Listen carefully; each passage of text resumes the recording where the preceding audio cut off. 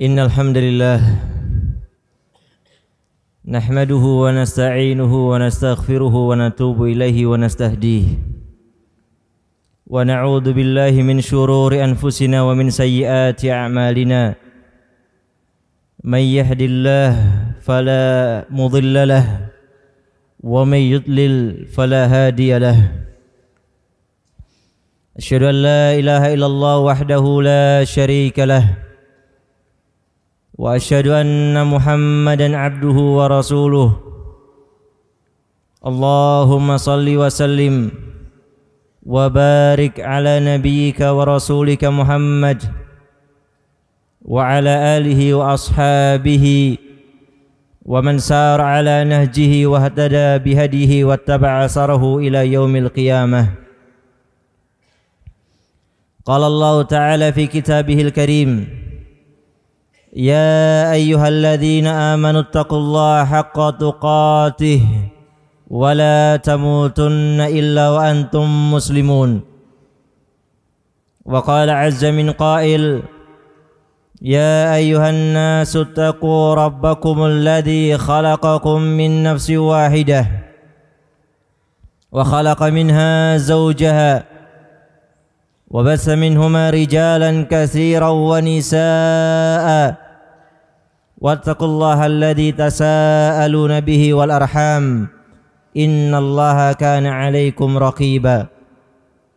وقال عز وجل يا أيها الذين آمنوا اتقوا الله وقولوا قولا سديدا يصلح لكم أعمالكم ويغفر لكم ذنوبكم ومن يطع الله ورسوله فقد فاز فوزا عظيما. أما بعد معاشر المسلمين jamaah salat Jumat rahimani wa rahimakumullah. Kita sekarang berada di awal tahun Hijriyah. Kita sekarang berada di bulan Al-Muharram, salah satu bulan yang dimuliakan oleh Allah Subhanahu wa taala, sebagaimana Allah Subhanahu wa taala berfirman, minha arba'atun hurum. Ada 4 bulan yang haram yang diistimewakan oleh Allah Subhanahu wa taala daripada bulan-bulan yang lain. Salah satunya adalah bulan Al-Muharram. Dan bulan Al-Muharram juga identik dengan Yaum Ashura, yaitu hari ke-10 dari bulan Muharram, di mana Rasulullah sallallahu alaihi wasallam menganjurkan kepada kita untuk berpuasa di hari tersebut.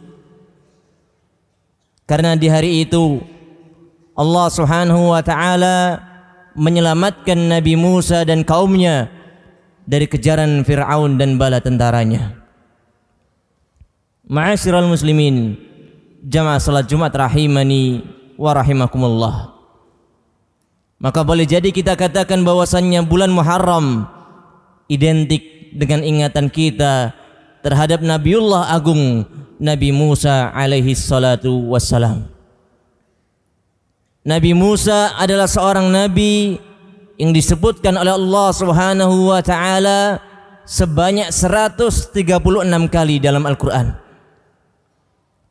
Amat banyak cerita tentang beliau sallallahu alaihi wasallam. Dan 136 kali penyebutan Nabi Musa tadi berada pada 34 surat di dalam Al-Qur'an.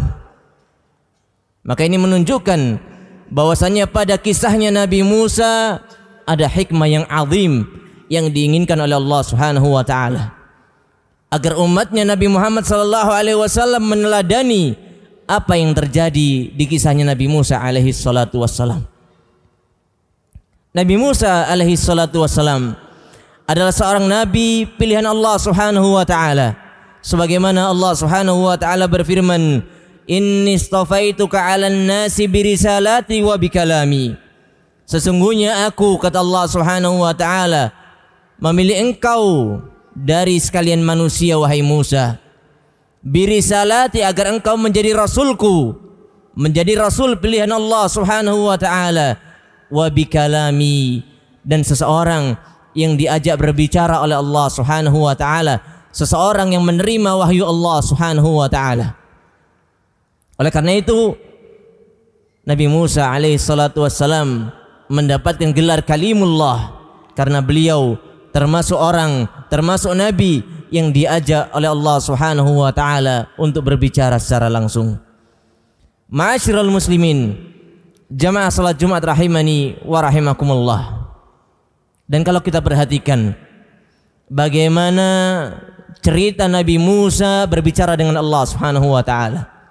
Nabi Musa alaihi salatu wassalam tatkala berbicara dengan Allah Subhanahu wa taala secara langsung, beliau tidak ingin berbicara dengan kata-kata yang singkat, melainkan beliau sungguh ingin menikmati berbicara dengan Allah Subhanahu wa taala. Sungguh ingin berbicara banyak kepada Allah Subhanahu wa taala, dan itu tercermin pada pertanyaan yang diberikan oleh Allah Subhanahu wa taala, "Wa ma tilka biyaminika ya Musa?" Apa yang ada di tangan kananmu wahai Musa? Apa jawaban Nabi Musa alaihi salatu wassalam? Beliau tidak hanya menjawab hadihi asai misalnya, ini tongkatku, kemudian diam. Tapi beliau berbicara banyak, memanjangkan pembicaraannya dengan Allah Subhanahu wa taala, karena beliau alaihi salatu wassalam menikmati bermunajat kepada Allah Subhanahu wa taala, menikmati berbicara dengan Allah Subhanahu wa taala, sehingga Nabi Musa alaihi salatu wassalam mengatakan, qala hiya asai atawakka'u 'alaiha wa ahussu biha 'ala ghanami wa liya fiha ma'aribu ukhra. Nabi Musa alaihi salatu wassalam mengatakan, dialah tongkatku yang aku gunakan untuk bersandar ketika berjalan, yang aku gunakan untuk memukul pepohonan agar daun-daun berjatuhan, sehingga untuk makanan gembalaanku, dan juga ada banyak manfaat-manfaat lain ya Allah. Lihat bagaimana Nabi Musa, beliau sangat menikmati berbicara dengan Allah Subhanahu wa taala, menikmati bermunajat kepada Allah Subhanahu wa taala, sehingga kita bisa meniru Nabi Musa alaihi salatu wassalam, meneladani beliau alaihi salatu wassalam, agar kita memperbanyak bermunajat kepada Allah Subhanahu wa taala. Kaum muslimin jamaah sidang Jumat rahimani wa rahimakumullah. Nabi Musa adalah nabi yang sangat terhormat di sisi Allah Subhanahu wa taala. Allah Subhanahu wa taala berfirman, "Wa kana 'indallahi wajiha." Dan sungguh Nabi Musa alaihi salatu wassalam di sisi Allah Subhanahu wa taala wajiha, terhormat, memiliki kedudukan yang mulia di sisi Allah Subhanahu wa taala. Dan salah satu tanda bahwasanya Nabi Musa alaihi salatu wassalam adalah nabi yang memiliki kedudukan tinggi di sisi Allah Subhanahu wa taala, beliau pernah berdoa kepada Allah Subhanahu wa taala, waj'alli waziran min ahli Harun akhi. Abangnya Nabi Musa, Nabi Harun, kakaknya Nabi Musa, Nabi Harun, yang awalnya adalah manusia biasa. Nabi Musa meminta kepada Allah agar mengangkat Nabi Harun untuk menjadi pendamping beliau, untuk menjadi nabi seperti beliau, untuk membantu beliau dalam mendakwakan tauhid di muka bumi ini. Maka Allah Subhanahu wa taala kabulkan doa Nabi Musa alaihi salatu wassalam. Allah angkat abangnya, Allah angkat masnya, yaitu Nabi Harun alaihi salatu wassalam, untuk menjadi nabi, untuk menjadi seorang rasul yang mendakwakan tauhid kepada Fir'aun dan bala tentaranya. Kaum muslimin jamaah salat Jumat rahimani wa rahimakumullah. Sebagian di antara kita mungkin sudah tahu bagaimana sifat Nabi Musa alaihi salatu wassalam. Nabi Musa alaihi salatu wassalam, kita katakan bahwasannya beliau memiliki sifat kesatria.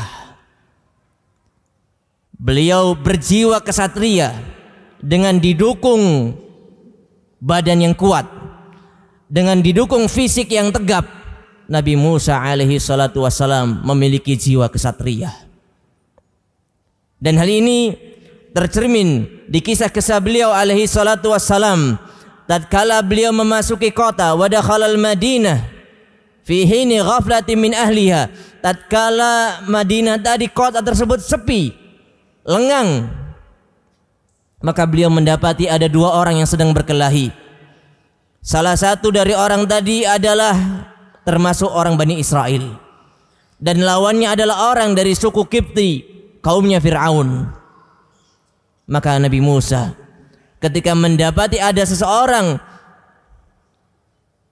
yang melawan saudaranya dari Bani Israel, bahkan orang yang Bani Israel tadi meminta tolong kepada Nabi Musa, fastaghasahu alladhi min syi'atihi 'ala alladhi min aduwih. Maka Nabi Musa yang bersifat kesatria, Nabi Musa yang bersifat penolong, langsung menolong saudaranya dari Bani Israel tadi. Fawakazahu Musa faqada alaihi. Dipukul oleh Nabi Musa alaihi salatu wassalam, lalu meninggallah musuhnya tadi.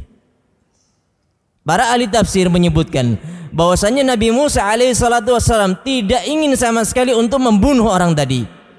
Tapi Nabi Musa alaihi salatu wassalam memiliki pukulan yang kuat, memiliki pukulan yang hebat, sehingga satu pukulan yang dilakukan oleh Nabi Musa alaihi salatu wassalam bisa menewaskan musuhnya dalam satu pukulan.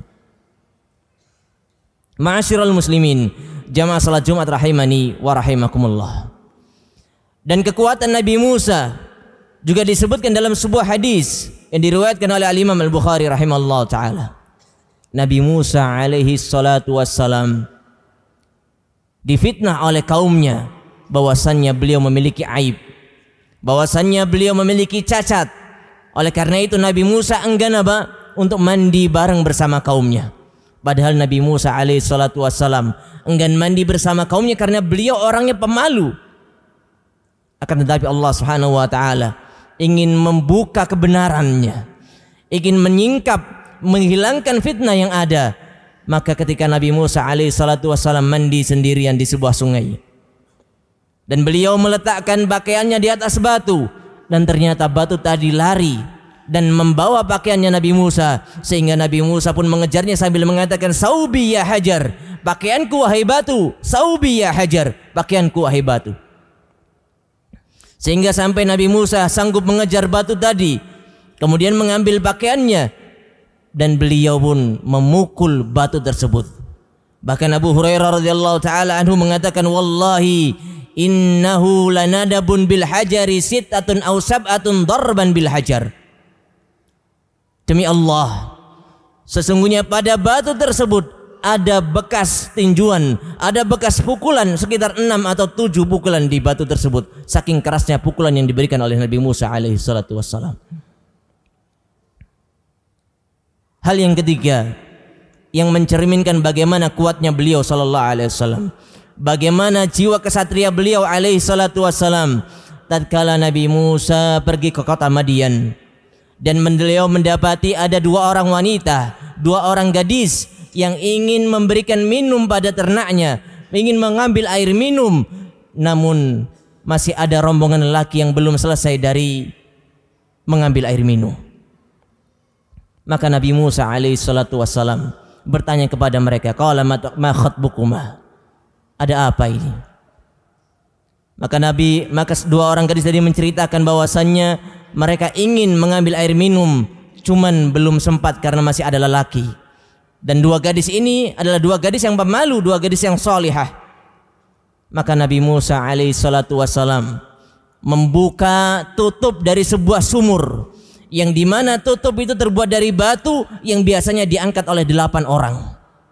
Dan Nabi Musa alaihi salatu wassalam disebutkan oleh para mufassirin, beliau membukanya seorang diri dan memberikan minum buat gembala-gembala 2 orang gadis tadi. Ma'asyiral muslimin, jamaah salat Jumat rahimani wa rahimakumullah. Nabi Musa melakukan itu semuanya bukan untuk mengambil imbalan. Nabi Musa melakukan itu semuanya karena memang jiwa dia yang baik, jiwa dia yang suka menolong, dan dia hanya mengharapkan pahala dari sisi Allah Subhanahu wa taala. Maka ma'asyiral muslimin, jamaah salat Jumat rahimakumullah taala, maka marilah kita menjadi seorang muslim yang memiliki jiwa kesatria, seorang dai yang memiliki jiwa kesatria, yang suka menolong, yang suka membantu saudaranya yang dizalimi, yang suka memberikan bantuan kepada orang lain tanpa pamrih, melainkan hanya meminta ridhonya Allah Subhanahu wa taala.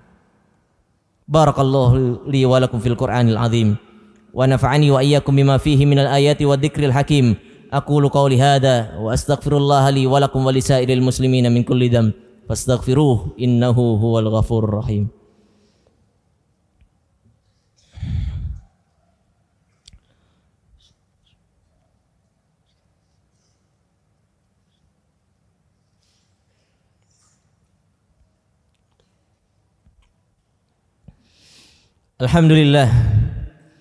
Alhamdulillahilladzi hadana li hadza wa ma kunna linahtadiya laula an hadanallah. Asyhadu an la ilaha illallah wahdahu la syarika lah wa asyhadu anna Muhammadan abduhu wa rasuluh. Allahumma salli wa sallim wa barik ala nabiyyika wa rasulika Muhammad wa ala alihi wa ashabihi wa man sara ala nahjihi wa ihtada bihadihi ila yaumil qiyamah. Ibadallah, ittaqullaha ta'ala wa sallu wa sallimu ala nabiyyina Muhammadin sallallahu alaihi wasallam. Kaum muslimin jamaah salat Jumat rahimani wa rahimakumullah. Nabi Musa alaihi salatu wassalam, meskipun beliau seorang yang berjiwa kesatria, seseorang yang tegas, seseorang yang kuat, namun kepada keluarganya, kepada istrinya, beliau adalah seorang yang sangat penyayang. Beliau adalah seseorang yang sangat pencemburu. Beliau seseorang yang ingin menjaga keluarganya. Hal ini tercermin pada kisahnya Nabi Musa alaihi salatu wassalam.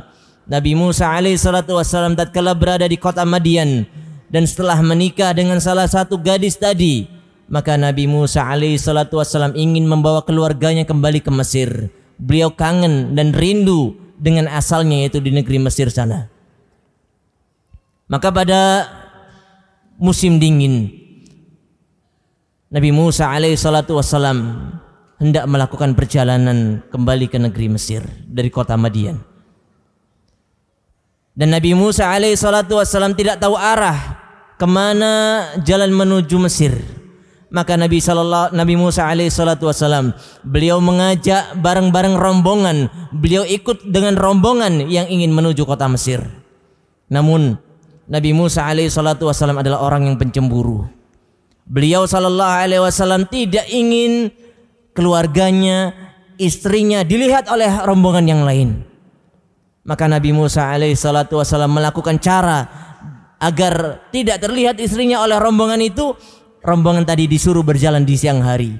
Kemudian beliau dan istrinya baru melakukan perjalanan di malam harinya. Maka dilakukanlah hal itu sama Nabi Musa alaihi salatu wassalam, sampai akhirnya Nabi Musa benar-benar tidak tahu jalan. Wa hal ataka hadisu Musa id ra'a naran faqala li ahlihim kuthu inni anasu nara. Maka Nabi Musa alaihi salatu wassalam ketika tidak tahu jalan tadi, beliau ternyata melihat api di dekat gunung Tursina. Maka Nabi Musa alaihi salatu wassalam berkata kepada keluarganya, berkata kepada istrinya yang seorang diri, umkusu, tinggallah di sini sejenak. Dan lihatlah bagaimana Nabi Musa sayang dan hormat kepada keluarganya.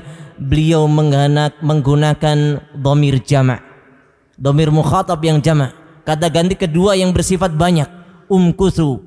Beliau tidak mengatakan umkusi, tapi beliau mengatakan umkusu sebagai bentuk penghormatan kepada istrinya. Dan ini yang dilakukan juga oleh Nabi Muhammad sallallahu alaihi wasallam. Tatkala Nabi Muhammad alaihi salatu wasallam mendapatkan wahyu di Gua Hira, maka beliau pulang dan berkata kepada istrinya Khadijah, zammiluni zammiluni, dengan lafaz jamak yang digunakan untuk menghormati seseorang yang diajak bicara. Ma'asyiral muslimin, jamaah salat Jumat rahimani wa rahimakumullah. Maka di kisah Nabi Musa tadi, bagaimana Nabi Musa sangat sayang kepada keluarganya, bagaimana Nabi Musa sangat sayang kepada istrinya. Meskipun beliau seorang yang berjiwa kesatria, beliau seseorang yang kuat, beliau juga sangat pecemburu, beliau juga sangat pemalu, beliau juga sangat sayang kepada keluarganya. Dan ini yang kita patut teladani. Dan ini yang patut kita contoh sebagai seorang ayah, sebagai seorang suami. Kita harus menghargai istri kita. Kita harus menjaga istri-istri kita. Kita harus menyayangi mereka. Dan ini yang disebutkan oleh Rasul sallallahu alaihi wasallam, khairukum khairukum li ahlihi. Orang yang terbaik di antara kalian adalah orang yang baik kepada keluarganya. Ma'asyiral muslimin, jamaah salat Jumat rahimani wa rahimakumullah. Sallu wa sallimu ala nabiyyina Muhammadin sallallahu alaihi wasallam. Allahumma salli ala Muhammad wa ala ali Muhammad kama sallaita ala Ibrahim wa ala ali Ibrahim. Wa barik ala Muhammad wa ala ali Muhammad kama barakta ala Ibrahim wa ala ali Ibrahim fil alamin innaka Hamidum Majid.